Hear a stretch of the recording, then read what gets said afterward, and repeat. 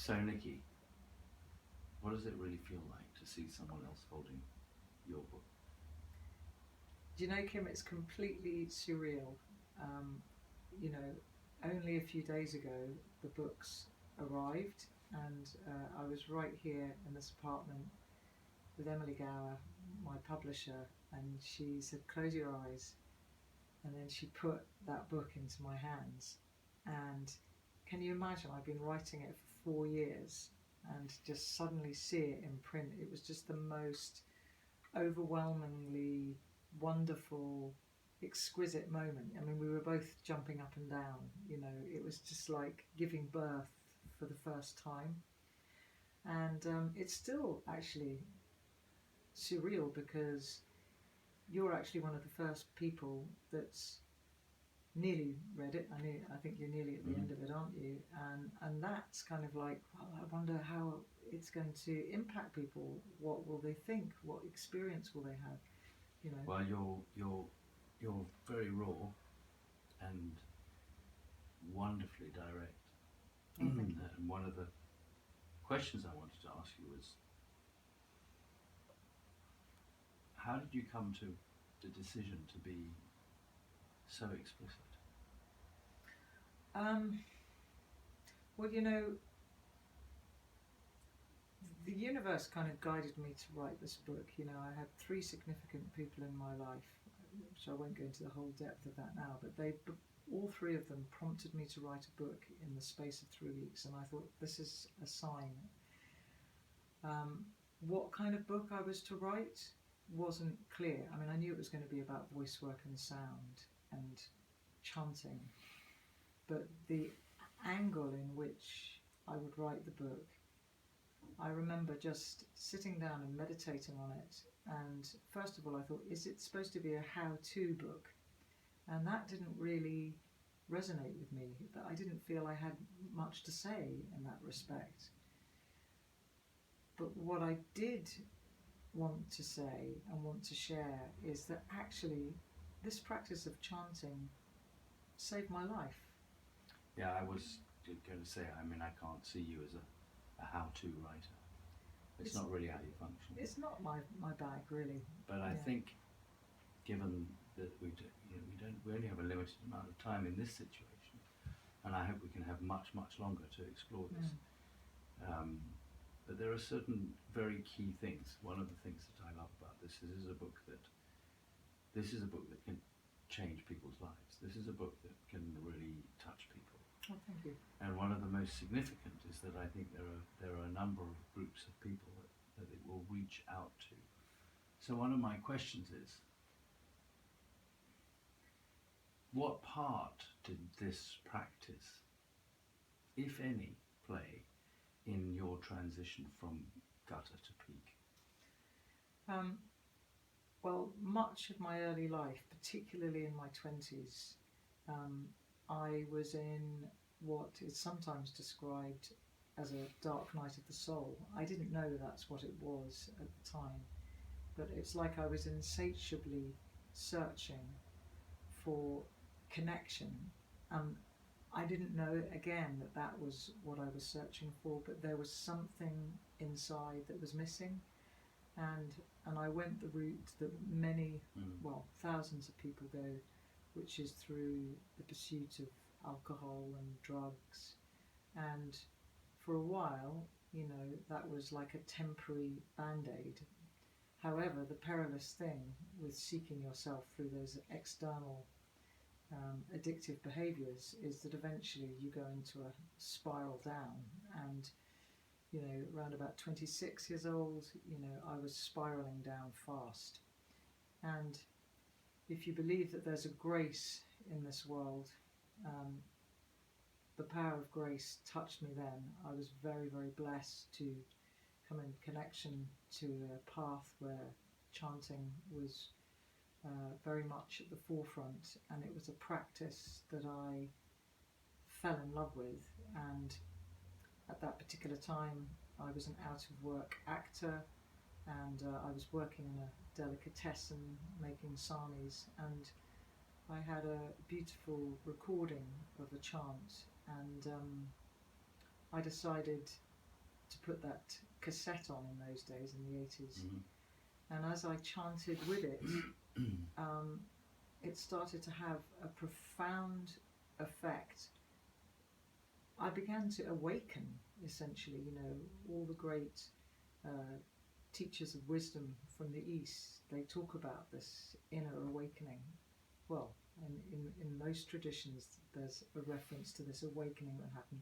Holy Spirit, Kundalini awakening was what happened to me, where that dormant spiritual energy that resides in all of us awoke, and it was as if I had a new pair of glasses on as I saw the world. It was like the externals hadn't changed, but what I connected with quite deliciously for a whole month of my life, and I do write about it in the book, is I connected to the power of universal love, not in a woo-woo kind of sense, but a sense of actually that even in the appearance of the horrors that go on in this world, whether internally or externally, there is, and I touched upon it, this profound bliss, this profound peace, this profound joy, and it's been there all along, you know. And I spent a month of my life, as you know, because you've read it, in this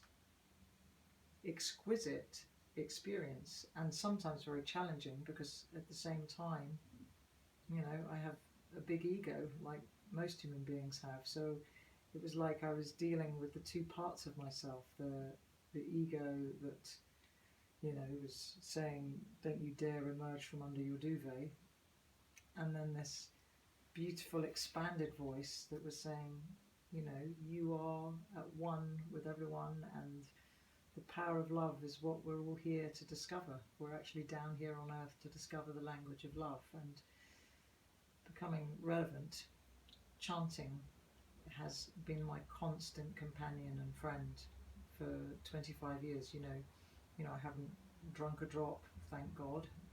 You know, since that time, since I discovered this practice, and obviously I have other areas of support in my life, but the constant, the absolute constant for connection to something greater than the madness of the mind has been that practice. And it just became so clear that I wanted to share the impact that the practice has had in my life, like where I was before, during and after.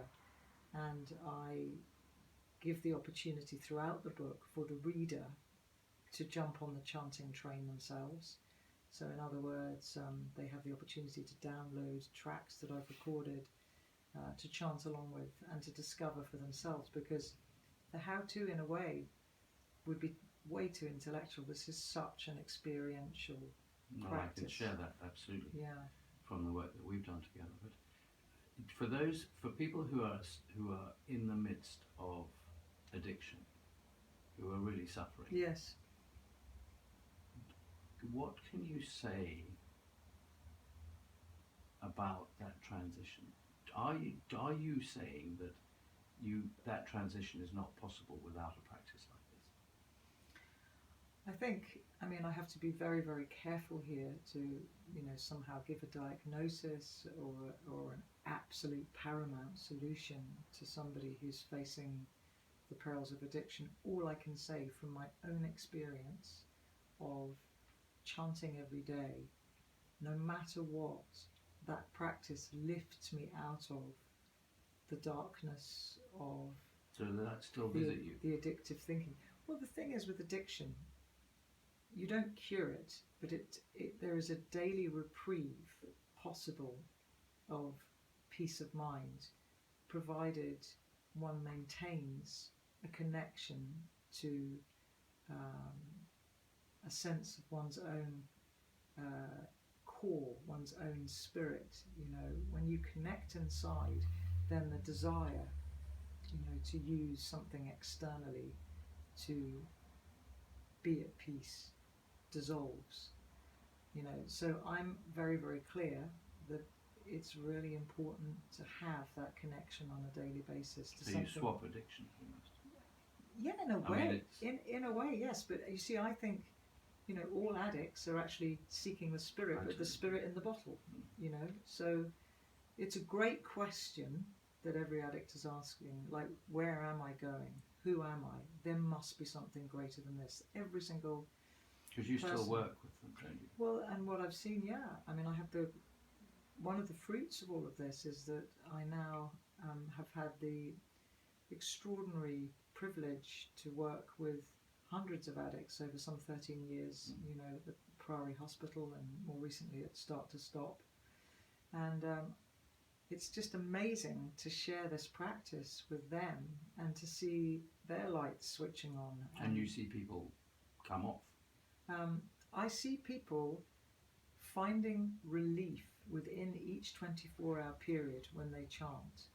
You know, I think it's very important to say it's up to the individual to put this into practice, but I think I'd be bold enough to say that there's a very, very high chance for people in recovery who, you know, are looking for that connection to find it. You see, one of the things that interests me as a physician and a healer is that mindfulness has made its way into the mindset of the conventional all over the world. I wonder whether mindfulness is enough. Perhaps what we need to be looking for is a prescription to chant.